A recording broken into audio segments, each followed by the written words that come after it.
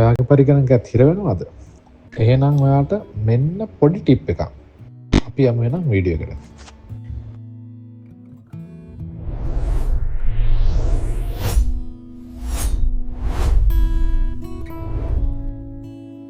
හරි, එහෙනම් ඔයගොල්ලන්ට පේනවා ඇති දැන් මගේ වින්ඩෝ එක මගේ කම්පියුටර් එකේ. ඒකේ මම දැන් ඕපන් කරනවා මම වීඩියෝ සාමාන්‍යයෙන් එඩිට් කරන Power Director software එක. දැන් ඔයගොල්ලන්ට පේනවා ඇති ඒ software එක ඕපන් වෙන්න ටික වෙලාවක් යනවා. මම දැන් refresh කරනවා. නමුත් ඒ app එක software එක ඕපන් වෙන්නේ නැහැ.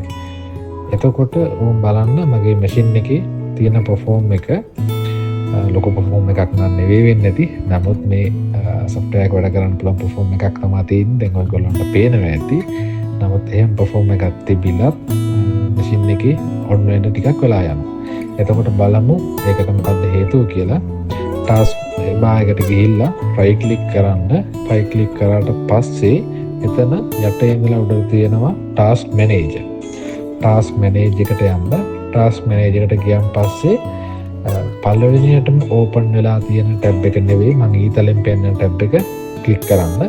එතකොට ඔයාට පෙන්නනවා ඇති මගේ දෙවෙනි අතපාට ඊතලයකින් යට පැය ගාණක් වගේම දවස් ගාණක් තමයි එතන පෙන්නන්නේ. එතකොට ඔයගොල්ලන්ට පේනවා ඇති දවස් 18ක් වගේ මගේ මැෂින් එක ඒ කියන්නේ ඕෆ් නොවි එක දිගටම වැඩ කරා වගේ තමයි මේකේ පේන්නේ. නමුත් එහෙම වැඩ කරලා නැහැ. මම ඔයගොල්ලන් වගේම මැෂින් එක ඔන් කරනවා, වැඩ ටික කරනවා, ඊට පස්සේ නෝමල් විදිහට ෂට් ඩවුන් කරලා දානවා. නමුත් එහෙම වෙලා තමයි මෙතන මේ දවස් 18ක් එක දිගටම මේ පෙන්වන්නේ.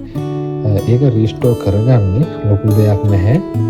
මැෂින් එක රීස්ටාර්ට් කරන්න. රීස්ටාර්ට් කරාට පස්සේ ඔයාට බලා ගන්න ලැබෙයි මැෂින් එකේ ඒ ටයිම් එක ඔන් වෙනකොට විනාඩියක් හෝ දෙකක් වගේ තමයි මෙතන අප් ටයිම් එක තියෙන්නේ.